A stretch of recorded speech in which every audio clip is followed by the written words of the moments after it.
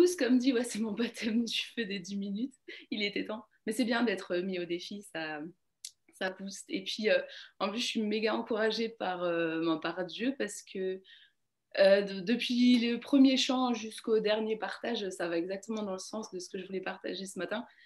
Euh, sur, alors, j'ai intitulé mes 10 minutes le pass VIP. Et je pense vous êtes tous conscients que on a un pass VIP, on est des privilégiés. VIP, c'est Very Important Person, genre personne de marque, personne de très grande importance. Et cette personne de grande importance, ben, c'est Jésus. Et ce pass qu'on a justement, c'est grâce à son sacrifice à la croix qu'on a accès auprès du Père. Et, euh, et grâce à ce voile déchiré, ben, justement, on peut s'approcher du Père. Et alors, ce pass VIP, ben, c'est pour justement s'approcher du Père. Et pour moi, c'est quelque chose, enfin, je trouve que c'est l'essentiel en fait dans notre vie sur Terre, notre vie de croyant, d'enfant de Dieu, de passer du temps dans sa présence. Et alors bon, j'imagine que la plupart d'entre vous arrivez chaque jour à prendre ce temps à part, lire la Bible, passer du temps avec Dieu. Moi, personnellement, c'est un défi chaque année, chaque fois qu'il y a des résolutions. C'est la première chose et chaque année, ben, c'est toujours un défi parce que il y a enfin, voilà, le temps, la vie. Il y a des fois, c'est génial tous les matins, je peux me lever, prendre du temps avec Dieu. Il y a des fois, il peut se passer une semaine et je me dis, oulala. Bref. Et du coup, ben, je voulais vous encourager tous pour ça. Et j'ai mis quelques points, du coup. Ouais, alors ce pass VIP, en plus, ce qui est génial, c'est que c'est valable 7 jours sur 7, 24 heures sur 24. Et donc, ouais, c'est un énorme privilège. On sait que c'est par amour que Jésus nous a permis d'accéder au Père et il nous aime tellement, il s'est sacrifié pour nous, pour qu'on puisse s'approcher du Père. Et chaque jour, alors enfin, ne perdons pas de temps. Il désire qu'on vienne à lui, tout comme on aime passer du temps avec un ami pour apprendre à mieux le connaître, pour rigoler, peut-être pour pleurer, pour se consoler. Ben, Dieu il va être cet ami pour chacun d'entre nous. Et, euh, Et ouais, il désire qu'on vienne à lui tel qu'on est, apprendre à mieux le connaître, apprendre à se confier en lui, mais aussi apprendre à l'écouter et apprendre à partager nos joies, nos peines, tout, venir vraiment vrai devant lui. Et ça paraît dingue parce qu'il est toujours en attente qu'on vienne à lui, alors que pourtant il est Dieu, on pourrait se dire, ben, il a besoin de rien, mais ouais, il est Dieu. Et nous, par contre, on a tellement besoin de lui et on n'en est pas toujours conscient. Et auprès de lui, il y a tout. En fait, souvent, si on est dépité, on n'en peut plus. Mais en fait, auprès de Dieu, il y a tout. Enfin, j'ai toujours ce verset en tête dans Psaume 16, je crois, où il est dit, il y a abondance de joie devant ta face, des délices éternelles à ta droite. Et c'est trop ça, quand on vient dans la présence de Dieu, ben, au final, on est, quel que soit l'état dans lequel on vient, quand on en ressort, ben, on est forcément on est renouvelé, on est restauré, on retrouve la joie et ben, c'est génial. C'est gratuit en plus, enfin gratuit par le sacrifice de Jésus qui nous a été donné. Et, euh, et en ce moment, en fait, je relis un peu les évangiles. Et ce qui m'a frappé cette fois-ci en lisant, notamment dans le livre de Jean, c'est que même Jésus, régulièrement, en fait, il prenait du temps à part, à part avec le Père. Il priait. Et à un moment donné, même, il est dit qu'il a passé toute la nuit à prier. Et je trouve ça dingue parce qu'on peut se dire, bah, Jésus, c'est Dieu, quoi. Et même lui, qui est fils de Dieu, il avait besoin de prendre du temps avec le Père pour se ressourcer, pour être rempli de sa force, de son esprit. Et ensuite, il guérissait tous les malades. Et ensuite, il pouvait passer toute la journée à supporter ses disciples, supporter les foules et être toujours, voilà, déverser son amour, déverser sa puissance. Et je me dis, ben, c'est Jésus qui passait du temps avec le Père, à combien plus forte raison nous, on a besoin de passer du temps avec notre papa. Et, ouais, et en question de temps, aussi, enfin, à un moment quand je travaillais en restauration, Je me dis, oh là là, mais enfin, je suis fatiguée, j'ai juste envie de dormir. Enfin, c'est chaud de consacrer parfois beaucoup de temps pour justement mettre du temps à part pour lire plus la parole ou juste écouter Dieu. Ça, c'est tellement un défi, écouter Dieu. On peut passer 1 heure, on se dit, j'en entends rien. Et puis, enfin voilà, faut vraiment mettre du temps à part. Mais j'ai compris que ben, Dieu, il est le Dieu du temps. Il est enfin, c'est lui qui a créé le temps et le temps lui appartient. Et en plus, tout ce qui lui appartient, ben, on le lui rend. Et quand on lui fait confiance, et ben, il nous le rend. Et justement, moi, j'avais décidé de prendre chaque matin de me lever plus tôt, alors que je finissais super tard, enfin, de me lever plus tôt et de prendre au minimum 1 heure enfin, dans la présence de Dieu.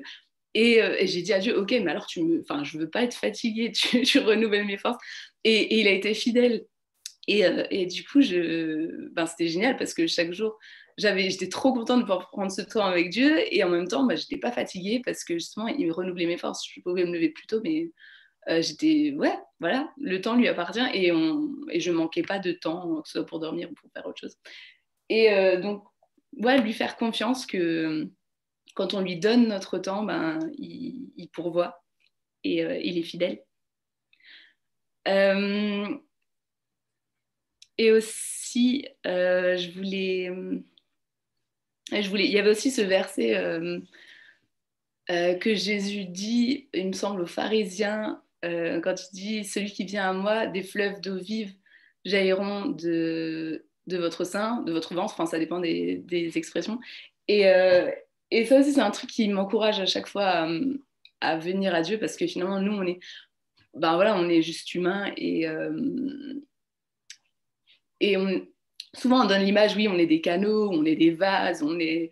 L'autre fois dans ma maisonnée, on dit on est un gant, et puis Dieu, il agit au travers de nous. Et moi, en fait, l'image qui me parle le plus, c'est qu'on est une carafe, on n'est pas des cruches, mais moi, je vois une carafe, et qu'en fait, on peut être vide, on peut être plein, mais pas forcément d'une belle eau claire, peut-être c'est une eau qui est un peu croupie ou quoi.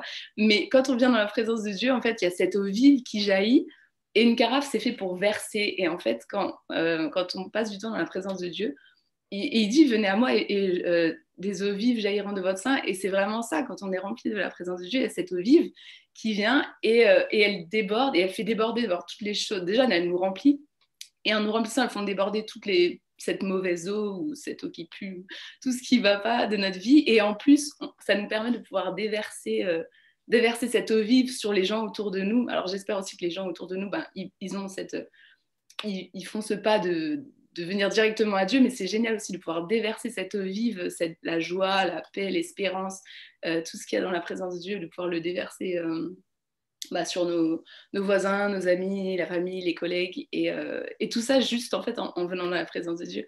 Et je pense que c'est pour ça aussi, c'est tellement un défi. Enfin, je sais pas pour vous, hein, vous me direz peut-être après, mais c'est tellement un défi de venir dans la présence de Dieu parce qu'il y a tout, il y a. Ouais, et du coup, ben voilà, faut y aller, quoi. Et un autre passage encore que j'aimerais pour illustrer ce que je vais apporter, c'est Alors, c'est aussi Jésus qui dit ça. Ah non, c'est là qu'il parle aux pharisiens, justement, quand il leur dit enfin, qu'eux, ils aiment bien prier devant tout le monde, tout ça. Alors, en même temps, je trouve que c'est bien aussi de prier devant tout le monde, dans le sens que on entend les prières les uns des autres, ça nous édifie, voilà. Mais j'aime beaucoup quand il dit que quand on prie, où est-ce que j'ai noté ça? Alors, dans Matthieu 6, quand tu pries, entre dans la pièce la plus retirée, ferme la porte et prie ton Père qui est dans le lieu secret. Et, euh, et c'est vrai qu'il y a une différence entre prier juste comme ça et prier dans un lieu secret où on a fermé la porte, où on sait qu'on est tout seul. Et je pense que le fait qu'il dit ça, prie dans le lieu secret, justement, c'est ben, quand on est tout seul dans une pièce, qu'il n'y a personne d'autre, ben, on peut être vulnérable, on peut tout apporter devant Dieu. Et je pense que ben, on a énormément besoin de ça, d'être dans un lieu secret avec Dieu et pouvoir. Et c'est là qu'on a vraiment un cœur à cœur et on peut tout partager, tout déverser, on peut l'écouter et recevoir tout ce qu'il a à nous donner. On peut pleurer, rire, enfin, recevoir des chants, recevoir des textes ou un dessin, enfin, bon, ailleurs aussi, mais je veux dire, quand on est dans ce lieu secret, tout seul, c'est encore plus fort et ça permet vraiment ouais, d'aller plus en profondeur dans l'intimité avec Dieu. Et du coup, je veux vraiment vous encourager à ça, à trouver ce lieu secret, que ce soit les toilettes ou un placard ou votre chambre. Après, tant mieux si vous vivez tout seul, ben, ça peut être toute la maison. Mais je trouve que ça joue énormément, en fait, de trouver ce lieu secret. Et un dernier point. Mathé, ça va, il me reste du temps? Ah, c'est fini? Ok.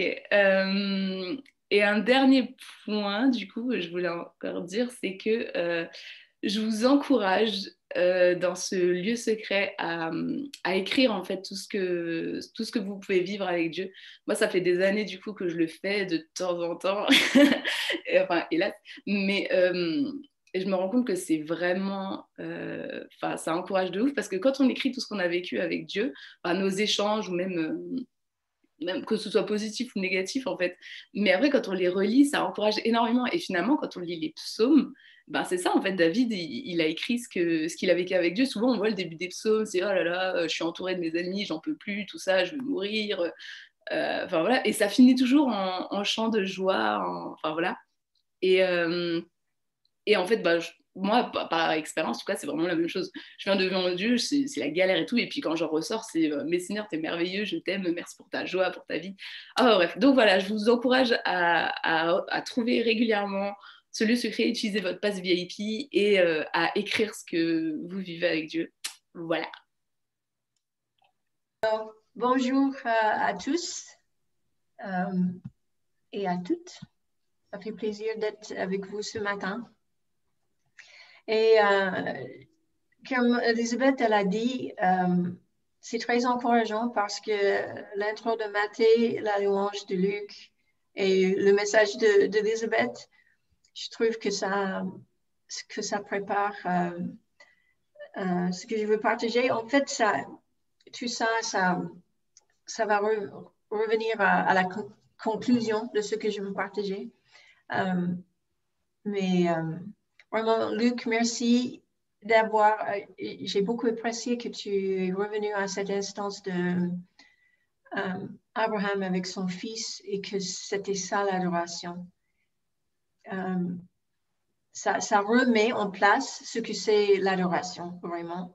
Et c'est profond et dans notre société aujourd'hui, peut-être des fois, on a tellement de façon à exprimer la louange que des fois, on perd c'est quoi vraiment la vraie louange. Et, oui, voilà. Donc, de quoi je vais parler aujourd'hui? Je ne sais pas. J'espère vraiment, j'ai prié. J'ai eu une semaine hyper remplie, bien sûr, pas beaucoup de temps pour préparer. Normalement, j'ai beaucoup plus de temps. Mais quand je me suis mis, ce que Saint-Esprit m'a donné, j'espère que ça va vous encourager aussi.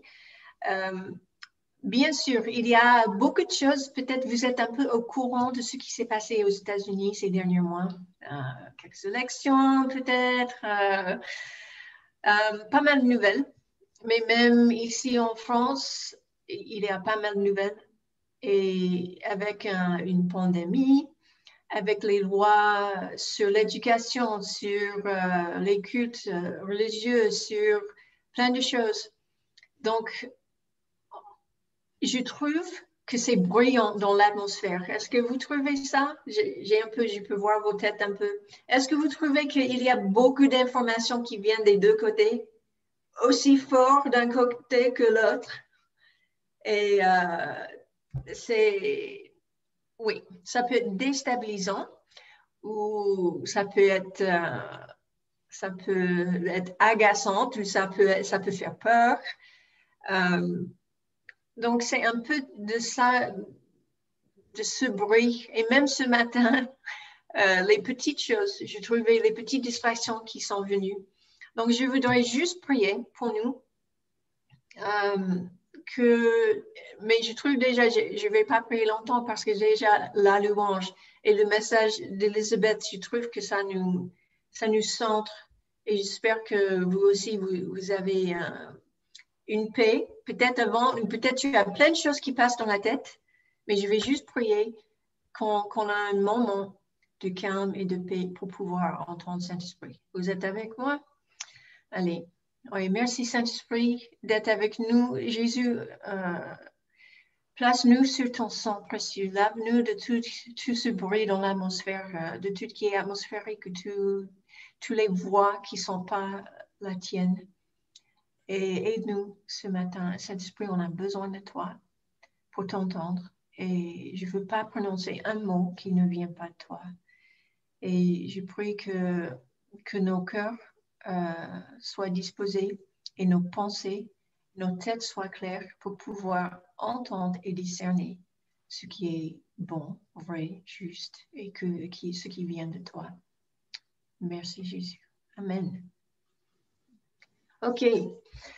Allons-y. Alors, ce message, le titre que je l'ai donné, c'est le levain, l'amour et l'humilité. Alors, ces trois choses, qu'est-ce qu'elles ont en commun?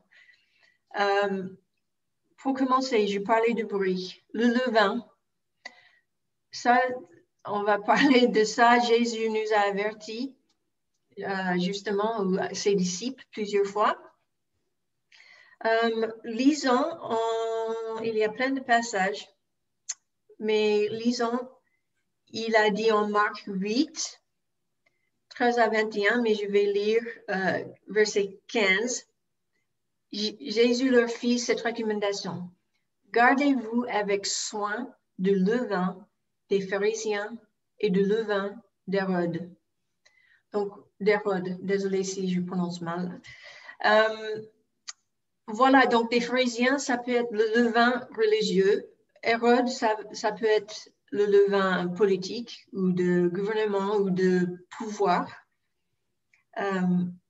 Et puis, on a un autre passage, Matthieu 16, versets 11 et 12.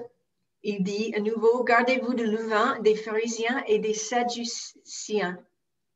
Et là, il explique. Dans l'autre passage, il n'avait pas expliqué, ils étaient confus, ils ne comprenaient pas pourquoi on n'a pas assez de pain. C'est parce qu'on n'a pas assez de pain. Vous vous souvenez de cette histoire, mais ils viennent de faire le miracle de multiplication des pains et tout ça. Il était. Mais non, vous avez déjà oublié ce qu'on vient de faire là? Combien de pain on a ramassé? C'est pas ça. Mais en Matthieu, il donne une explication. Donc, verset 11, gardez-vous du levain des pharisiens et des sadduciens. Et verset 12, alors ils comprirent qu'il leur avait dit de se garder, non pas du levain que l'on met dans le pain, mais de l'enseignement des pharisiens et des sadduciens. Alors, et en Luc 12, verset 1, gardez-vous, leur dit-il, de ce levain, l'hypocrisie des pharisiens. OK, pourquoi je lis tout ça? Parce que je pense justement que dans notre jour, il y a beaucoup de levain et je pense, si quelqu'un a vraiment un avis autre, ça va, mais ce que moi je discerne, je pense que ce levain est en train d'infecter quelque part l'Église. Pas tout le monde, mais c'est assez, ça, c'est un petit truc et il faut très peu pour infecter tout un pain ou tout un plat, une pâte. D'accord? Et donc, j'ai fait un peu de recherche. Le mot levain, dans le grec, c'est le mot, je ne sais pas si je vais bien prononcer encore, mais zudmé, et ce qui ça veut dire le levain. Et le deuxième, j'ai regardé dans Strong's, le concurrence qui a les définitions. Et l'autre, c'était une métaphore de la dépravation mentale et éthique ou morale habituelle avec sa tendance à infecter ou contaminer des autres. D'accord? Donc, ce qu'on a avec les pharisiens, Hérode et les sadduciens, aussi on a cette métaphore que c'est l'orgueil ou l'arrogance. ce levain en tant que métaphore. Alors, pourquoi je dis ça? Et quand je dis l'Église, grand E, bien sûr, ce n'est pas tout le monde. Mais avec nos tendances, on est tellement connectés. Alors, ce qu'on fait là, le Zoom, les réseaux sociaux, YouTube, Facebook Live, quel outil béni pour nous connecter. Et ça, c'est génial. Mais aussi, c'est aussi un moyen à diffuser de l'information et de aussi, si peut-être il y a de levain. Mais bien sûr, il y a un bon levain parce qu'en Luc 13, 21, Jésus, il ajouta, à quoi comparerai-je encore le royaume de Dieu? Il ressemble à du levain qu'une femme a pris pour le mélanger à une vingtaine de kilogrammes de farine. Et à la fin, toute la pâte a levé. OK, donc, on sait qu'il y a un bon levain aussi. Donc, on veut ce levain de royaume, de vérité, de ce que Jésus il dit. C'est ça, on veut ce levain dans notre vie. Et on veut, il a dit, gardez-vous. Gardez-vous, je pense. Oui, se garder, gardez-vous. Donc, les trois passages où il parlait des pharisiens ou de Hérode, sadducéen, c'était gardez-vous, gardez-vous, gardez-vous. Mais pourquoi? Ils sont là avec Jésus, ils ont la vérité avec eux, vivant. Well, alors, ça veut dire que c'est assez, ça se répand vite, ce levain. Donc, mon encouragement ce matin, avec tous les bruits, c'est ce que Elisabeth elle vient de dire. Si on prend ce temps dans le lieu secret avec notre papa et on connaît vraiment la parole de Dieu, ça va nous garder, ça va nous aider à garder, se garder contre ce levain des pharisiens ou de Hérode. Et c'est tellement, comme vous avez vraiment beaucoup réagi aussi, qu'il y a tellement de bruit de plusieurs côtés. Et je ne veux pas dire que tout le monde se trompe, mais je pense que quelque part, il y a des mouvements qui se sont créés. Et quand on a un mouvement, et c'est quelque chose, OK, cette personne est en train de dire quelque chose que je veux, que je veux que ça arrive, je veux que ce soit comme ça. Donc, je me mets derrière et ça a l'air d'être une bonne chose parce qu'il y a les principes peut-être ou les idées qui ont de valeur ou peut-être des idées qui soutiennent les principes de Dieu, les vérités. Et puis, on se met un peu dans un mouvement où on suit une personne ou d'autre. Et là, on peut être en danger. Et il y a des passages en 1 Corinthiens qui parlent de justement que les paroles des prophètes ou les prophéties sont soumises aux autres prophètes. Donc, mon encouragement, c'est bien sûr, et j'aime les prophètes et je remercie Dieu pour les prophètes. Mais ce que je veux dire, c'est que ce que moi, je vois, des choses que je lis, que je vois certaines personnes qui réagissent plus aux paroles d'un prophète qu'à la parole de Dieu. Ou genre qu'on est en train de critiquer, maudire même. On se dit chrétien et on est en train de libérer tout sauf l'amour. Est-ce que vous êtes d'accord? Est-ce que vous avez vu ce type de choses? Et c'est là où je reviens au deuxième. Alors, on a parlé de levain. Je pense qu'on est clair sur ça. On va parler de l'amour. Pourquoi? Parce que si on a raison, mais on n'aime pas, on passe à côté, les amis. Et c'est ça où je pense on est un peu en danger. Et ces personnes qui libèrent ça, peut-être ils connaissent Jésus, mais il manque une profondeur de son amour et de se rendre compte, on a chanté de justement cette bonté de la croix. On est pardonné, mais des fois, on n'a pas cette grâce que d'autres, ils ne pensent pas comme nous. On ne veut pas pardonner, on n'a pas la grâce. Tout de suite, on veut critiquer, on veut descendre quelqu'un avec les paroles parce qu'il n'est pas d'accord. Jésus n'était pas comme ça. C'est pas comme ça. Il a eu les personnes qui péchaient, qui sont venues, la femme dans l'adultère, et il a dit la personne son péché, jette la première pierre, n'est-ce pas? Bien sûr, on a aussi les occasions. Il est allé dans le temple, il a tout basculé. C'est une colère sainte de Dieu. Alors, mais on doit être vraiment d'abord branché sur l'amour. Donc, revenons à ça. Et je pense vraiment là, je vous parle, mais vous savez tout ça. Donc, ce sont les petits rappels. En Jean 13, 34 et 35, je vous donne un commandement nouveau. Aimez-vous les uns les autres comme je vous ai aimé. Vous aussi, aimez-vous les uns les autres. À ceci, tous connaîtront que vous êtes mes disciples, si vous avez de l'amour les uns pour les autres. Et c'est ça qui me fait de la peine aujourd'hui, les amis. Peut-être c'est moi en France et je suis désolée si je suis en train de parler et vous ne vous sentez pas concerné. Mais je sais en même temps qu'avec France Prière et avec cette église, vous nous soutenez, les Américains, vous priez pour les États-Unis. Donc, je vous partage mon cœur, mais en même temps, on peut voir ça dans l'église, même en France, partout, parce qu'on est humaine, n'est-ce pas? Mais ce qui me fait mal au cœur, c'est que je vois les frères et les sœurs qui s'attaquent.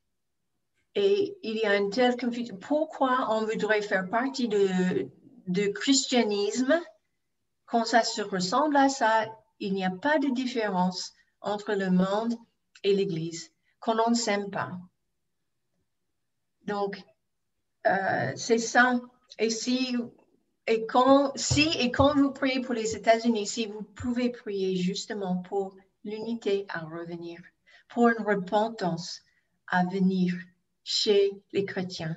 Et il y a un verset, je pense que je l'ai noté quelque part, mais où Dieu, son jugement, ça va passer par nous, l'Église d'abord. Et on a besoin en tant que chrétiens et chrétiens américains de se repentir et de retrouver l'amour de Jésus, mais vraiment l'amour de Jésus, et puis l'amour les uns pour les autres. Voilà. Aussi, en 1er Jean, Jean 2, verset 9, celui qui dit qu'il est dans la lumière et qu'il est sans frère est encore dans les ténèbres. Voilà, encore, je pense que je dis les choses que vous savez bien. Mais on peut encourager, et si on entend ou on voit les gens autour de nous, ou peut-être c'est un tout petit truc chez nous, peut-être c'est pas aussi gros que les commentaires qu'on voit sur les réseaux sociaux des fois qui sont vraiment bluff, c'est les attaques, les agressions. J'ai lu un commentaire d'une intercesseuse dans un groupe d'intercession qui a dit les choses méchantes sur quelqu'un, parti politique. Et j'étais juste, mais tu es intercesseuse, on est là pour prier. Et ce commentaire n'a pas de place, mais ça veut dire si ça sort de la bouche, c'est dans le cœur. Voilà, donc ça c'est gros. Mais peut-être chez nous aussi, des fois, si on n'est pas d'accord avec quelqu'un d'autre, c'est plus petit. Peut-être on réagit moins fort, mais quand même, on a un jugement, on met une étiquette sur cette personne, un tel ou quelque chose comme ça. Donc, mon encouragement ce matin, c'est juste que même si c'est juste un petit peu de levain des pharisiens, qu'on donne le droit au Saint-Esprit de venir enlever ce levain et mettre le levain du royaume de Dieu. D'accord? OK. Troisième, l'humilité. Marcher humblement avec ton Dieu. Et c'est ça aussi que je vois, comme dit, c'est amplifié aux États-Unis chez certains chrétiens. C'est, on a raison, on est le peuple de Dieu, on a raison, on ne revient pas en arrière. C'est vraiment, c'est quoi? C'est l'orgueil. C'est l'orgueil. Et ça, c'est dangereux, les amis. 1 Pierre 5, verset 5. Il dit, vers la fin du verset 5, Dieu s'oppose aux orgueilleux, mais il accorde sa grâce aux humbles. Je ne sais pas pour vous, mais je ne veux pas que Dieu s'oppose à moi.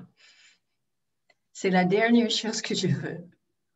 Je ne veux pas qu'il s'oppose à moi, ni à ma famille, ni à ma famille spirituelle. Je ne veux pas ça. Donc, je veux garder mon cœur, je veux revenir, je veux me remettre en question, je veux me soumettre, je veux me repentir comme besoin. Parce que je préfère avoir sa grâce, qu'il s'accorde sa grâce pour moi, qu'il s'oppose à moi. Êtes-vous d'accord avec ça? On ne veut pas que Dieu s'oppose à nous. Non, non, non, non. La vie est assez difficile. On ne veut pas rajouter que Dieu lui-même, il s'oppose à nous. Hein? Non, merci. OK. Mais, une bonne chose, verset 6. Tenez-vous donc humblement sous la main puissante de Dieu pour qu'il vous élève au moment fixé par lui et déchargez-vous sur lui de tous vos soucis, car il prend soin de vous. Quelle belle promesse, quelle belle vérité. Il est là, il prend soin de nous. On peut se décharger sur lui, donner nos fardeaux, tous nos soucis. Et c'est ça la différence. On vit dans ce monde, avec tout le monde. On a les mêmes circonstances. C'est quoi la différence avec nous? C'est ce qu'on a chanté. C'est le moment de communion, de Sainte-Seine. C'est on a cette espérance en Jésus-Christ. On a cette présence. Je pense que Mathé, c'était toi, tu parlais avant. On ne pouvait pas rentrer dans la présence de Dieu. Il n'y avait que quelques personnes et il fallait passer par des étapes pour être digne de rentrer dans la présence de Dieu. Mais maintenant, on a tous cette liberté de rentrer dans la présence de Dieu, dans ce lieu secret, comme Elisabeth a parlé, grâce à Jésus, ce qu'il a fait à la croix, son sang qui nous purifie, son vêtement, il nous revêt avec sa justice. Ça, c'est notre espérance. C'est ça notre fierté, si vous voulez. C'est qu'on n'a rien mérité, mais Jésus, il a choisi à nous tout donner. OK? Vous êtes toujours avec moi? Super. Et encore, ah oui, OK. Vite fait, Jacques 4, versets 6 et 7, il accorde au contraire une grâce plus excellente. C'est pourquoi l'Écriture dit, Dieu résiste aux l'orgueilleux, mais il fait grâce aux hommes. Verset 7. Soumettez-vous donc à Dieu, résistez au diable, et le diable, il fait quoi? Il fuira loin de vous. Encore une belle promesse, une autre bonne raison d'être humble avec notre Dieu. Merci Jésus. Et c'est ça, les Juifs, Israël s'attendait à un Messie roi qui viendrait régner et balayer les Romains et tous les autres gouvernements. Mais ce qu'ils ont eu, c'était un roi serviteur, humble. Il a lavé les pieds de ses disciples. Il est notre exemple premier. Est-ce qu'on peut laver les pieds des personnes qui nous persécutent, qui nous détestent, qui nous critiquent, qui nous jugent? Là, les amis, peut-être on a besoin d'aide, n'est-ce pas? Alors, donc, on va parler un peu de bénir. Il y a un moment, j'ai fait un message sur la bénédiction, mais on sait bien que la bénédiction, c'est puissant. Et Jésus, il nous a dit, mais moi, je vous dis, c'est Matthieu 5, aimez vos ennemis, bénissez ceux qui vous maudissent, Faites du bien à ceux qui vous haïssent et priez pour ceux qui vous maltraitent et qui vous persécutent. Ouf, ça, c'est un gros morceau à avaler, n'est-ce pas? Pour ma nature humaine, si quelqu'un me persécute, si quelqu'un me hait, si quelqu'un me maltraite, ma réaction première, c'est pas de les bénir. Mais par la grâce de Dieu et avec l'aide du Saint-Esprit, je pardonne, je bénis. Et c'est un choix, les amis. C'est un choix de faire ça. Parce que la réaction ou les émotions, les sentiments, ça va pas être tout de suite peut-être la bonne chose. En Proverbe 18, 21, la mort et la vie sont au pouvoir de la langue. Quiconque l'aime en mangerait les fruits. Alors, la mort et la vie sont au pouvoir de la langue. Quand on bénit, on libère la vie. J'ai lu un livre, je vais vous le taper à nouveau. Si vous lisez l'anglais, je vous le conseille fortement.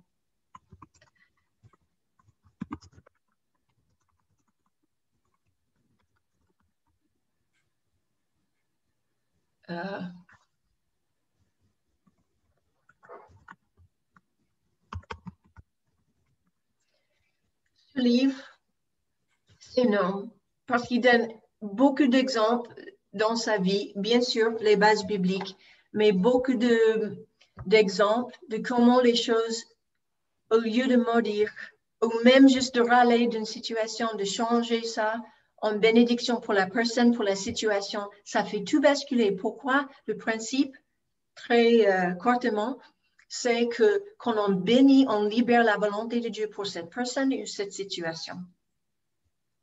Et ça change tout. Si on maudit, on lit quelque part, ou on empêche la bénédiction de Dieu, et on s'accorde avec le diable, on s'accorde avec ce qui est démoniaque, ce qui est mal. Donc, on a une puissance dans notre bouche. Gardons notre bouche de critiquer, de faire autre chose. Et un verset en Éphésiens que je pense est très, très intéressant. Éphésiens 4, verset 26. Avant ça, c'est super aussi, mais mettez-vous en colère. Excusez, Paul, qu'est-ce que tu dis là? Mettez-vous en colère. Paul, il a dit aux Éphésiens, mettez-vous en colère. Mais n'allez pas jusqu'à pécher. Que votre colère s'apaise avant le coucher du soleil. Ne donnez aucune prise au diable. OK, donc, est-ce qu'on va se mettre en colère? Oui. Mais qu'est-ce qu'il dit après? N'allez pas jusqu'à pécher. Et ça, c'est quelque chose, je peux vous dire, les amis, j'ai dû travailler dans ma vie. J'ai dû travailler. Si vous ne me connaissez pas très bien, je suis quelqu'un de passionné, quelqu'un d'émotif, OK? Donc, ce verset, c'était un moment donné où Dieu, il m'a vraiment mis en avant dans ma vie. Je l'ai pris et j'étais intentionnelle. OK, je suis en colère, mais je ne veux pas aller jusqu'à pécher. Et j'ai dû travailler ça. C'est pas que c'est fini non plus, mais juste pour vous dire que c'est beaucoup plus facile maintenant. Donc, je vous encourage aussi de prendre ça. Et on est humain, on va réagir, on va être triste quand on entend des choses tristes, on va être en colère si c'est injuste. Jésus, il était en colère quand il a balayé dans le temple les vendeurs et tout ça. Mais on ne veut pas aller jusqu'à pécher. Donc, ça aussi, ça veut dire ne critiquez pas, ne jugez pas, ne maudissez pas si on n'est pas d'accord. Même si ce n'est pas juste. Même si ce n'est pas juste, on ne veut pas maudire quelqu'un. On veut bénir pour libérer la vie et la vérité et la possibilité que Dieu vienne changer la personne, changer la situation. Si on maudit, on est en train de renforcer ce qui va mal, ce qui n'est pas bien. Est-ce que ça c'est assez clair? J'ai l'impression de parler, je ne veux pas vous garder trop longtemps. OK. Et dans ce train, alors, 1 Pierre 4, il y a un passage 12 à 19, mais je vais commencer à 12. Avec tout ça, comment on réagit, comment tout ça.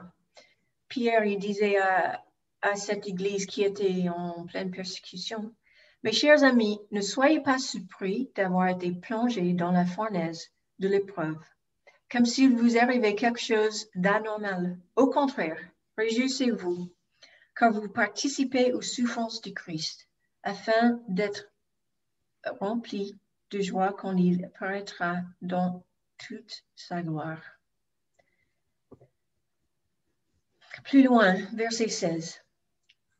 Mais si c'est comme chrétiens qui souffrent, qui n'ont épreuve aucune honte, qu'ils fassent au contraire honneur à Dieu et se montrant dignes de ce nom.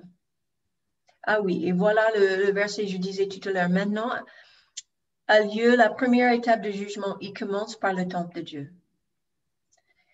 Et s'il débute par nous, quel sera le sort final de ceux qui refusent de croire à l'évangile de Dieu? Comme le dit l'Écriture, si le juste est sauvé à travers toutes sortes de difficultés, que vont devenir le méchant et le pécheur?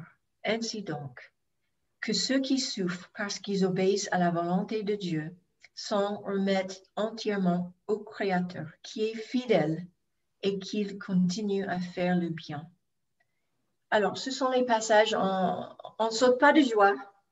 Oui, je suis persécutée parce que j'aime Jésus. Mais quelque part, on oublie ça. Dans notre vie, dans les pays de l'Ouest, n'est-ce pas? Parce qu'on a les frères et les sœurs qui, leur vie est en danger dans d'autres pays parce qu'ils sont croyants. Donc ça, pour nous aussi, c'est ça aussi qui m'embête. C'est pas assez fort, mais je cherche un mot. Les chrétiens aux États-Unis, on est juste dans tous les États, si on n'est pas d'accord, si on aperçoit qu'une liberté est retirée, qu'on a toute liberté de louer notre Dieu. Je ne dis pas qu'on ne doit pas être vigilant, comme on est en train de prier pour les lois, pour l'éducation, pour les cultes. Oui, on veut être au courant, on veut être vigilant, on veut participer dans la société. Oui, oui, oui. Donc, j'espère que vous m'entendez à ce niveau. Mais qu'on fasse avec la vérité, la justice, mais aussi avec l'amour. OK. Ne vous inquiétez pas, la fin arrive. Ouais. OK. Donc, comment est-ce qu'on va faire tout ça? Parce que ce n'est pas évident, n'est-ce pas? Alors, c'est là où Paul, il avait prié pour les Éphésiens pour comprendre l'amour. On a besoin de quoi? Que Christ habite dans votre cœur par la foi, enraciné et solidement fondé dans l'amour. Vous serez ainsi à même de comprendre, avec tous ceux qui font partie du peuple saint, combien l'amour de Christ est large, long, élevé et profond. Oui, vous serez à même de connaître cet amour qui surpasse tout ce qu'on peut en connaître, et vous serez ainsi remplis de toute la plénitude de Dieu. Alors, il a prié qu'ils reçoivent le Saint-Esprit et la compréhension de Jésus pour pouvoir comprendre l'amour de Dieu. Donc, tout ça pour dire, les amis, on a besoin du Saint-Esprit tous les jours, d'être renouvelé pour pouvoir aimer comme ça. Si on peut comprendre en profondeur combien l'amour de Dieu est grand pour nous, ensuite, on sera capable de déverser cet amour. Juste comme Élisabeth, avec son exemple de cruche, je pense, elle a dit, qui déverse. Si on est rempli avec cet amour, si on comprend cet amour, ensuite on peut déverser cet amour. Si on ne reçoit pas, si on ne prend pas le temps à connaître et demander au Saint-Esprit à nous révéler l'amour de Dieu, on n'aura rien à donner. ou ce ne sera pas vraiment le vrai amour. Pardon. OK. Passage sur l'amour. On connaît tous. 1 Corinthiens 13, 1 à 3. Là, pour revenir, et c'est la conclusion, ces derniers quelques versets. Pour revenir avec les commentaires bêtes ou méchants qu'on entend, ça dit tout sur ça. En effet, si je parlais les langues des hommes et même celles des anges, mais sans avoir l'amour, je ne serais rien de plus qu'une trompette claironnante. Pas quand Alain y joue. Quand il joue, c'est beau, c'est belle, ça libère le ciel, d'accord? Donc, une trompette qui sonne, on n'a pas envie d'entendre. OK. Ou une cymbale bruyante. Si j'avais des prophéties et si je connaissais tous les secrets et si je possédais toute la connaissance, si j'avais même dans toute sa plénitude, la foi jusqu'à transporter les montagnes sans l'amour, je ne serais rien. Si même je sacrifiais tous mes biens et jusqu'à ma vie pour aider les autres au point de pouvoir m'en vanter, sans l'amour, cela ne me servirait de rien. Et pour moi, quelque part, ça résume un levain ce sont les belles choses dedans. Mais sans l'amour, ça ne sert à rien. Et même il dit, moi, je ne serai à rien. OK, donc, et tous ces bruits, ça nous tiraille, peut-être ça nous inquiète, et où est-ce qu'on va, et persécution, j'ai pas envie, et tout ça. Mais c'est pas ça. Il y aura une grâce, et si vous avez déjà entendu les personnes qui viennent, nos frères et nos sœurs qui viennent des pays persécutés, il y a une grâce. C'est dur, c'est horrible. Je n'excuse pas, c'est horrible. Mais en l'entendant, il y a une grâce. Donc, si quelque chose nous arrive, Jésus, il est avec nous, il est en nous. 1 Pierre 1,13 dit, alors c'est une traduction d'un verset en anglais parce qu'en français, ça n'avait rien à voir. Mais alors, préparez-vous mentalement et exercez la maîtrise de soi.